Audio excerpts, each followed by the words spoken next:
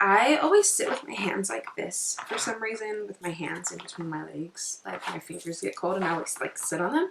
Anyway, so I'm sitting like this. I had on black leggings. And I started getting like crampy. I'm like, what the hell? Like, okay, like maybe it's just like, what do they call it? Conceiving? Not conceiving cramps. Okay, so I start cramping and I'm like, that's so weird, whatever. And then I could feel like my hand seemed to feel like a little wet. And I pulled my hand out and there was blood on my hand. And I'm like, I gotta go to the bathroom. So I went to the bathroom and I wiped myself and I'm bleeding like a period. And I'm like, actually, I don't think it was like a period yet. I think it was just like a little bit of blood on the toilet paper.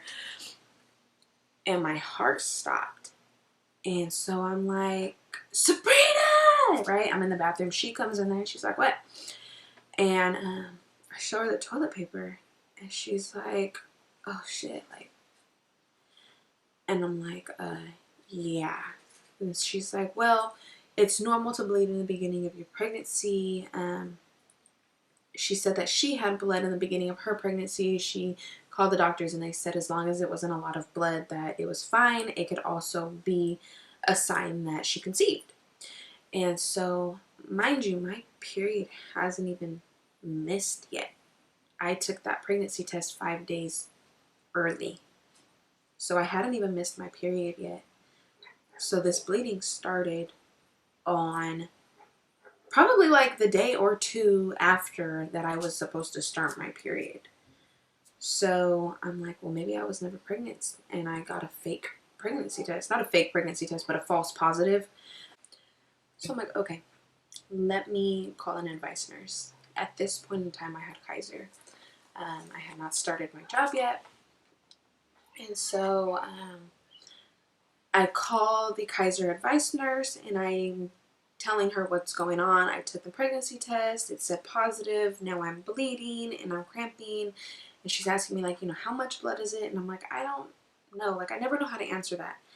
And so I said, when I wipe, it's there. It's not like all over me or anything, but like it's there. It's not just like a little spot. Like, it's there.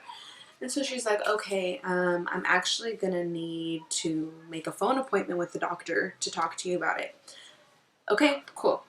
So the doctor's appointment, the phone doctor appointment, was another another couple hours away. And Sabrina was like, do you want me to stay here with you or what? And I'm like, no, it's okay. And I honestly didn't want her to be here because I was so emotional and I don't cry in front of people very often. So I kind of wanted to be alone so I could cry.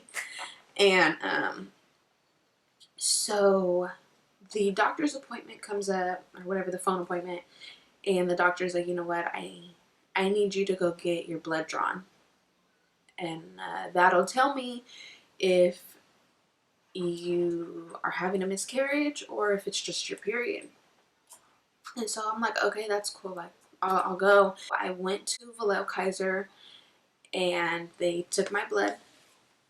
And so they told me I would have to have my blood drawn 3 times or 2 times. And then I think I had to go back like the next day. And what they were looking for in my blood was first off a pregnancy level, and then the second time they were looking to see if that pregnancy hormone level had dropped or maintained the same or gone up or whatever.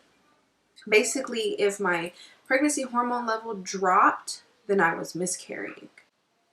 So I don't know if they ever told me what was going on, because I remember I had to call and ask them if the actual test was a false positive or if I actually did have a miscarriage, because I was kind of confused. And so when I called, she confirmed that I did end up losing the baby, that when I did go in the first time, I was pregnant, and then when I came back the second time, that my pregnancy hormone level had dropped. And so, yeah, so we lost the baby, and it was very emotional. Um, it hurt me and my husband. We both couldn't believe it. We ended up having to tell like the people we told that we lost the baby, and it was kind of like we didn't even really want to tell anyone we lost the baby. Like it was hard.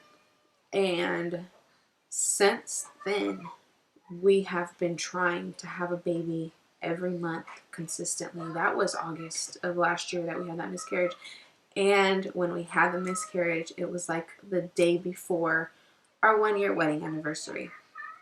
So we'll never forget when that happened. And so we have been trying since then to get pregnant. September, October, November, December, January, February, March. So it's been 7 months since the miscarriage, and we have not had any positive pregnancy tests since then. I don't know. We've been trying, and it hasn't happened. I've done a lot of research kind of to figure out, like, what can I do to get pregnant? How do I get pregnant? Blah, blah, blah, whatever. And it kind of all says the same things. Eat healthy, for a walk, but not a full force workout. The eat healthy. I've been taking prenatal vitamins for like 2 years now, because that's one of the things they suggest. Obviously, gotta do that to get pregnant. And kind of been doing all of that. And so I had somebody suggest to me that I should get my thyroid checked. So last week I went to the doctor's, and he asked me like a couple simple questions. Are you tired all the time? And I told him not really. I used to be tired all the time, but not anymore. My energy has gone up. I do get headaches a lot. That was one thing he asked me. I do get headaches a lot. And he said, okay, well, you know, we can have your blood drawn. We can have your thyroid tested to see, you know, if there's anything that we should look at. I'm like, okay, cool. So I got my blood drawn. I got it drawn on like a Wednesday or Thursday. And when I was there, I think I read something that said 7 to 10 days for results. So I'm like, all right, whatever, like, be patient. And then Monday rolled around, and I'm like, I really want to know. So I called, and she said, well, the doctor actually sent like a letter in the mail to tell you, but I could just read you the letter if you'd like. And I'm like, yeah, please. Like, I would rather know right now. And so she said, my thyroid's fine, everything. All my levels looked good. There was nothing to worry about my thyroid. So I actually have an infertility appointment coming up on the 19th. I have no idea what kind of tests they're going to run. I have no idea if they're going to help me at all. I don't know if they're just going to tell me that I need to lose weight. I know that I need to lose weight. I know that I'm not where I should be weight-wise. I know that. I feel like that's one thing they're going to tell me is to lose weight, eat healthier. I've been trying to eat healthier, and I hope that they do run tests, because that'll give me an answer to seeing if there's something wrong with me. And my husband's also up for any test they might want to run on him if that's the case. You know, a lot of times they say that this kind of thing kind of like pulls marriages apart, because it's like they start blaming each other. And honestly, we have not gotten to that part where we're like, well, maybe it's you, well, maybe it's you. Like, it hasn't gotten to that. We're both kind of like, well, like, basically, like, let's take this one step at a time. And honestly, right now, at the point that I'm at, I'm kind of just like, if it happens, it happens. Because we've been trying, it hasn't happened, and it honestly is overwhelming.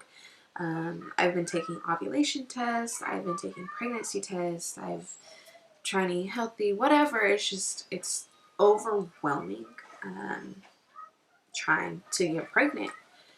And at this point, I kind of just been at the point where I'm just like, I don't, like, if it happens, it happens. Like, I'm going to go to this infertility appointment and see what they can do. But I'm tired of stressing off of it I wouldn't even say every month, because it's stressing off of it 2 weeks before my period or right after my period, taking ovulation tests, and then stressing about making sure we are doing it every so often to get pregnant. And it's a lot mentally. So yeah, that's what this is about. I think that's pretty much all I have to say. I will update you when I go to my infertility appointment, and let you know what they test me for, if they test me for anything, what they say. Just because I know that there has to be other women out there that are struggling to get pregnant. So like, I'm not at the age yet where I should, when they, like, people start having a problem getting pregnant is like an older age. I'm still in my 20s. I should still be able to get pregnant. At least that's how I've been looking at it. But I don't know. I don't know. I know that there's other women my age, younger than me, older than me, whatever age group you're in, that struggle to get pregnant or cannot get pregnant at all. And I just kind of wanted to go through this with you guys, because I feel like I don't really have anyone to go through this with, other than my husband, of course. Like, but for the women out there that are like, I don't have anyone to talk to about it, or I don't have anyone to get advice or anything from. Like, I didn't really have anyone like to go to and talk to about it, because I feel like everyone around me is pregnant. My twin, my best friend, she's pregnant. She's 7 months. My friend Desiree, she's pregnant. She's about to give birth any second. Like, everyone's just pregnant. And I've been struggling. And it was funny because all of my friends have found out that they were pregnant right after I had had my miscarriage. So at that point, it was kind of like I'm happy for you guys, but dang, we would have had a baby around the same time. Like, we would have all had babies around the same time. But things happen for a reason, and all we can do is pray and hope that God gives us another baby. If not, I feel like we are also happy that we were able to have Mariana. She is a handful and a half. So, we already have our hands full with her, but we, want another baby. We would like to have a bigger family. We want maybe 3. And so all we can do is continue to try. And yeah, I will update you guys when I go to my infertility appointment. And yeah, thank you guys for watching. If you have any questions, or you have any, I don't know, any advice that you might want to give me in this situation, please comment and give me advice, or ask me any kind of questions. If I have an answer, I'll answer you. Even if I don't have an answer, I'll still reply to you and tell you that. And yeah, click the subscribe button so that you can follow me around on my journey. So yeah, subscribe so you can keep updated on my infertility journey with us. And thank you.